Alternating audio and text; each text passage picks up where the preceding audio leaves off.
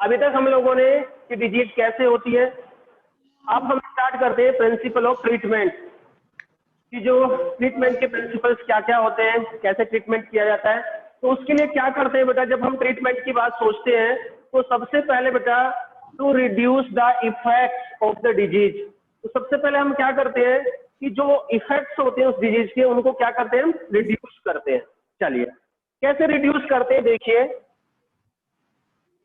आपको बता, अगर किसी को कोई इन्फेक्शन हुआ, इन्फेक्शन होने के बाद सपोज करो उसको क्या हो गया, उसको फीवर हो गया, तो फीवर क्या हो गया, फीवर उसका एक सिम्टम हो गया। क्या हो गया, फीवर उसका एक सिम्टम हो गया, फीवर उसका इफेक्ट हो गया।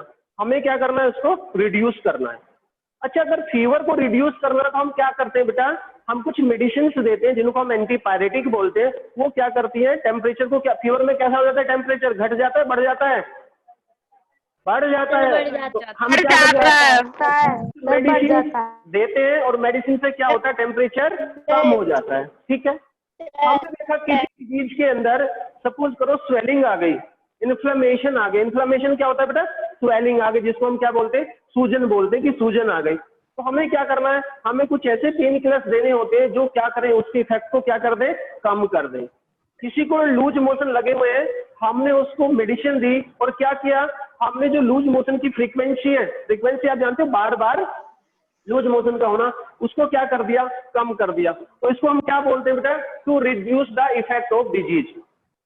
पर बेटा एक बात बताइए, क्या ये सफिशिएंट है कि हमने जो उसके इफेक्ट्स आए उनको क्या कर दिया, उनको रिड्यूस कर दिया? Is this proper treatment? क्या ये प्रॉपर ट्रीटमेंट हो गया? नहीं हुआ ट्रीटमेंट। इसके लिए हमें क्या करना होता है बेटा, हमें दूसरा इसके लिए यूज करते हैं, सेकंड मेथड क्या होता है, to kill the pathogen. Real में बेटा what is the real cause of that particular disease, उस पर्टिकुलर डिजीज का जो रियल कोज है तो हमें क्या करना होता है, उसको किल करना होता है। अब देखिए कैसे करते हैं बेटा, दो तरीके से यूज करते हैं हम इसको। एक तो क्या करते हैं बेटा, हम कुछ मेडिसिन यूज करते हैं जिनको क्या बोलते हैं, एंटीबायोटिक्स। क्या बोलते हैं, एंटीबायोटिक्स। बायोटिक। इसमें क्या करते हैं बेटा, टू स्टॉप और रिड्यूस द ग्रोथ ऑफ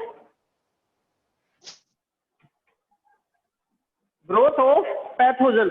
आपको पता है बेटा, जब भी कोई पैथोजन हमारी बॉडी में एंटर करता है तो एंटर करने के बाद क्या करता है कि जैसे वो एंटर करता है तो क्या करता है, अपना नंबर बढ़ाता है। क्या बढ़ाता है बेटा, अपना नंबर बढ़ाता है। और जितने भी वो माइक्रो ऑर्गेनिज्म होंगे वो क्या करेंगे बेटा, पूरी बॉडी में ज्यादा से ज्यादा एरिया में इन्फेक्शन करेंगे। तो कुछ मेडिसिन कैसी आती है, वो क्या करती है बेटा, पैथोजन की जो ग्रोथ होती है उसको क्या करते हैं, उसको रोकते हैं, स्टॉप करते हैं, या सप्रेस करते हैं, रिड्यूस करते हैं। दूसरा क्या होता है बेटा, इराडिकेट या हम बोल सकते हैं simple kill the pathogen, kill the pathogen. अब देखो क्या चीज होती है बेटा, इसमें दो तरह की मेडिसिन आती है। एक तो उनकी ग्रोथ को क्या करती है, सप्रेस करती है। दूसरी क्या करती है, उनको इराडिकेट कर देती है, उनको किल कर देती है। अब इनमें दोनों में बेटर वे कौन सा है बेटा, इन दोनों में बेटर वे है बेटा कौन सा, ये वाला बेटर वे है। अगर आपने ग्रोथ कम की, उसकी ग्रोथ को रिड्यूस किया, लेकिन जैसी फेवरेबल कंडीशन आई तो क्या करेगा, माइक्रो ऑर्गेनिज्म क्या करेगा, फिर से ग्रोथ करना स्टार्ट कर देगा। और जैसे उसकी ग्रोथ होगी, उसका नंबर बढ़ेगा, तो फिर क्या कर देगा, वो इन्फेक्शन क्रिएट कर देगा। लेकिन इस केस में क्या होता है बेटा कि हम उसको इराडिकेट कर देते हैं, हम उसको किल कर देते हैं। तो यहाँ पर क्या होता है बेटा, इन्फेक्शन होने के चांस कैसे होते हैं, इन्फेक्शन होने के चांस बहुत ही कम होते हैं। दूसरी बेटा, जब भी हम ये मेडिसिन यूज करते हैं तो हमें एक ध्यान रखना चाहिए। कई बार आप देखते हैं किसी इन्फेक्शन के लिए मेडिसिन यूज करते हैं और जहां तक हमें बेनिफिट मिलना चाहिए, एक तरफ क्या हो जाता है, हमारी जो बॉडी की मेटाबॉलिक कंडीशन है या मेटाबॉलिक प्रोसेस है वो डिस्टर्ब हो जाती है। कभी कभी आपने देखा होगा, आपने कोई हैवी एंटीबायोटिक खाया और लूज मोशन लग गए, तो हमें क्या होना चाहिए बेटा, ऐसी मेडिसिन यूज करनी चाहिए जो हमारी मेटाबॉलिक एक्टिविटी को डिस्टर्ब ना करे। Is this clear to all of you? तो क्या हो गया बेटा, सबसे पहले हम क्या करेंगे, प्रिंसिपल ऑफ ट्रीटमेंट में हम क्या करेंगे बेटा, reduce the effects of disease, जो डिजीज के इफेक्ट्स है उनको रिड्यूस करेंगे। दूसरा क्या करेंगे, टू किल द पैथोजन, हम पैथोजन को किल करेंगे, चाहे तो उसको इराडिकेट करें यानी, या उसको हम क्या करें, उसकी ग्रोथ को क्या कर दें, रिड्यूस कर दें, स्टॉप कर दें या कम कर दें। इसकी बात करते हैं आगे बात, प्रिंसिपल ऑफ प्रिवेंशन।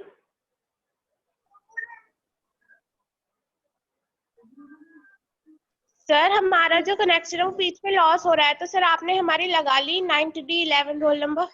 बेटा चैट बॉक्स में भेज देना, और अभी बेटा 2 मिनट रुक जाओ, अभी बात मत करो बेटा, ठीक है, अभी मैं आपकी बोलूंगा बाद में, तो चैट बॉक्स पे डाल देना। प्रिंसिपल ऑफ प्रिवेंशन,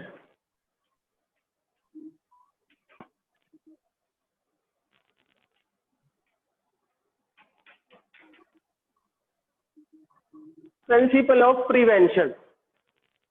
अब क्या होते हैं बेटा प्रिवेंशन के जो प्रिंसिपल्स, देखिए सबसे पहले आप एक चीज सोच के देखिए बेटा,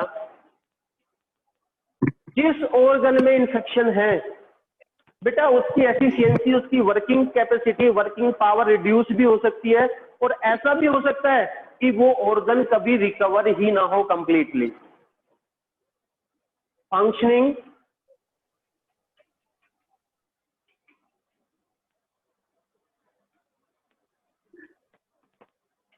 of particular organ may affected or may never work completely। क्या हो सकता है बेटा इसके अंदर, कि जो ऑर्गन, जिस ऑर्गन में इंफेक्शन है, क्या हो सकता है, उसकी वर्किंग क्या हो सकती है, अफेक्टेड हो सकती है, मींस कि वो प्रॉपर वर्क नहीं कर सकता। बेटा जिसकी स्क्रीन आ रही हो स्क्रीन बंद करो। आयुषी अग्रवाल। दूसरा क्या हो सकता है बेटा, मे नेवर वर्क कंप्लीटली, ऐसा भी हो सकता है कि ये कभी पूरा वर्क ना कर पाए। दूसरा क्या होता है बेटा इसके अंदर,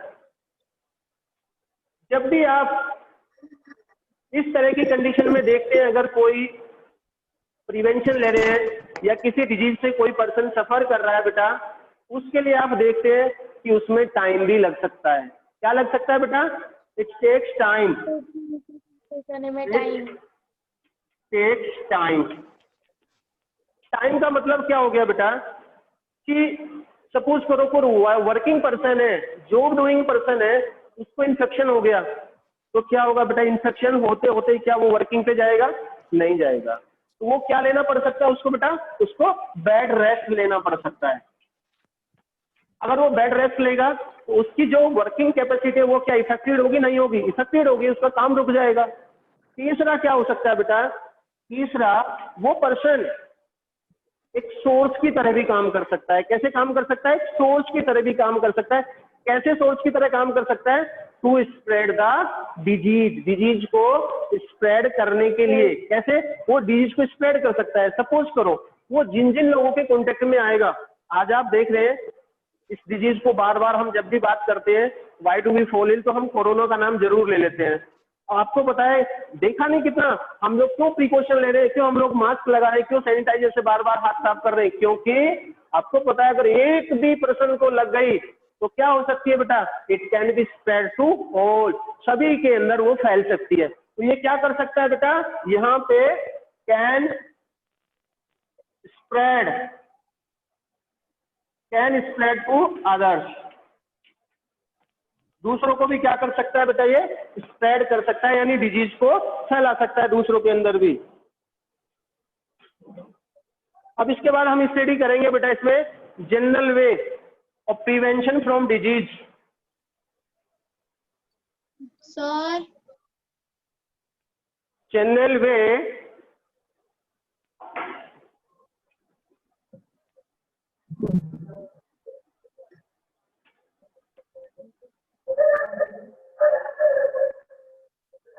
टू प्रिवेंट डिजीज।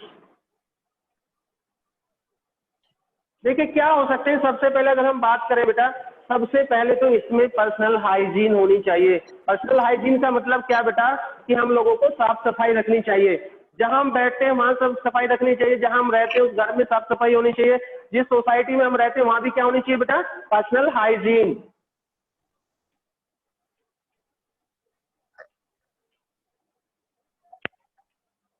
और क्या होना चाहिए बेटा, जैसे भी एयरबोर्न डिजीज करने वाले जितने भी माइक्रोब्स हैं उनसे बचने के लिए हमें क्या होना चाहिए बेटा, हमें कोशिश करना चाहिए, we should not go to the crowded place. हमें कहाँ नहीं जाना चाहिए, क्राउडेड प्लेस पर ना नहीं जाना चाहिए।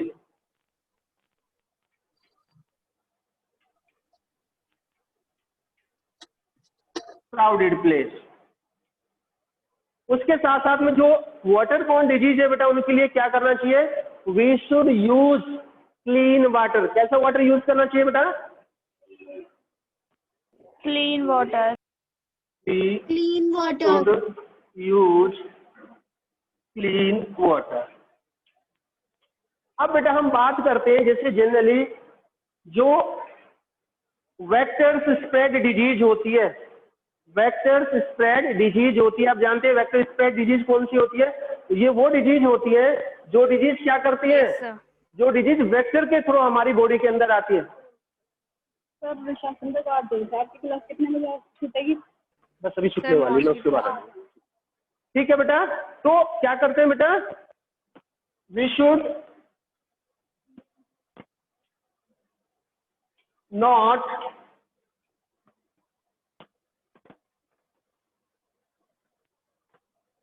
we should not kept water in stagnant form, in stagnant form। यानी कि अगर कहीं भी पानी स्टैग्नेंट फॉर्म में, स्टैग्नेंट फॉर्म आप जानते हो कि पानी रुका हुआ है, आप देखिए जहां भी पानी रुका हो तो क्या हो सकता है, उसके अंदर मॉस्किटो लाइक जो वेक्टर्स हैं वो क्या हो सकते हैं, डेवलप हो सकते हैं। और अगर ये मॉस्किटो डेवलप हो गए तो क्या होगा बेटा, कर सकते हैं, क्या हो सकता है, तो डेंगू फैल सकता है। वेरी गुड, डेंगू कर सकते हैं, और क्या कर सकते हैं, मलेरिया कर सकते हैं, क्योंकि मलेरिया। जो ये मॉस्किटो होते हैं ये मलेरिया के लिए और डेंगू के लिए कैसे काम करते हैं, एक वेक्टर की तरह काम करते हैं। वेक्टर्स। ठीक है, तो इसके लिए जैसे हम करते हैं जो एयरबोर्न डिजीज है, एयरबोर्न डिजीज के लिए हम लोगों को क्या करना चाहिए, क्राउडेड प्लेस से बचना चाहिए, साथ में अपने फेस को कवर करना चाहिए। अगर हमें लगता है कोई इन्फेक्टेड पर्सन है हमारी सोसाइटी में या रास्ते में हम जहाँ से जा रहे हैं, तो हमें थोड़ा सा उससे क्या होना चाहिए बेटा, थोड़ा सा बच के निकलना चाहिए, थोड़ी सेफ्टी लेनी चाहिए। अगर लग रहा है किसी को खांसी या कफ हो रहा है तो हमें थोड़ी सी डिस्टेंस मेंटेन कर लेनी चाहिए।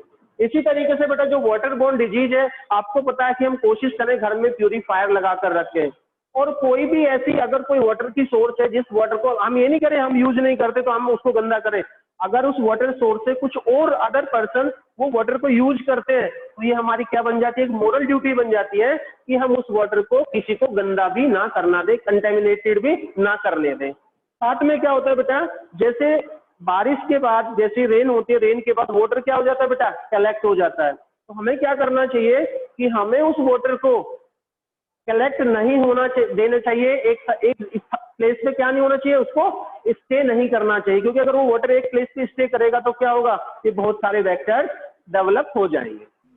इसके बाद जो नेक्स्ट चलता है हमारा,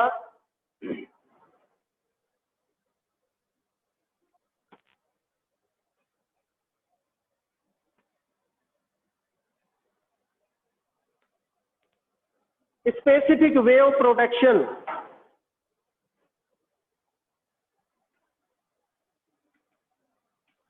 स्पेसिफिक वे ऑफ प्रोटेक्शन बेटा इसके अंदर आता है हमारा इम्यूनाइजेशन। क्या आता है इसके अंदर, इम्यूनाइजेशन।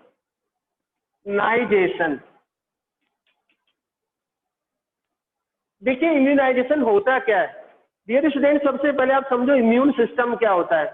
इम्यून सिस्टम क्या होता है, जैसे कोई भी पैथोजन, कोई भी माइक्रो ऑर्गेनिज्म जो डिजीज करता है वो हमारी बॉडी में एंटर करता है, जैसे ही वो हमारी बॉडी में एंटर करता है तो क्या करती है, हाँ आपने टिश्यू वाले चैप्टर में पढ़ा होगा, एक कनेक्टिव टिश्यू होता है ब्लड, ब्लड के अंदर एक सेल्स होती है जिनको हम क्या बोलते हैं, WBC, और WBC क्या करते हैं बेटा, WBC उसके साथ फाइट करती है। WBC उसके साथ फाइट करके कोशिश करती है कि वो क्या करती है, उस माइक्रो ऑर्गेनिज्म को किल कर दे। अगर वो माइक्रो ऑर्गेनिज्म ज्यादा पावर का होता है तो क्या करता है, वो बॉडी में इन्फेक्शन कर सकता है। तो हमें क्या करना चाहिए, हमें जो इम्यून सिस्टम है हमारा उसको एनहेंस करना चाहिए, बढ़ाना चाहिए। इम्यून सिस्टम कैसा होना चाहिए हमारा, स्ट्रॉन्ग होना चाहिए। कैसा होना चाहिए इम्यून सिस्टम, पावरफुल, स्ट्रॉन्ग होना चाहिए। पावरफुल। उसके लिए हम क्या यूज करते हैं बेटा, एक टर्म और यूज करते हैं जिसको वैक्सीनेशन भी बोलते हैं बेटा, वैक्सीनेशन। वैक्सीनेशन क्या होता है बेटा कि आजकल आप देखते हैं बहुत सारी वैक्सीन आ रही है मार्केट के अंदर। उसके अंदर क्या होता है बेटा, उसके अंदर हम लोग जैसे ही एक पर्टिकुलर एज पर उसका ड्यूरेशन होता है, हम बच्चों के लिए क्या करते हैं, वो वैक्सीन का टीका उनको देते हैं। और ये वैक्सीन क्या करते हैं बेटा, ये वैक्सीन जो होते हैं ये बॉडी के अंदर एंटीबॉडीज डेवलप करते हैं।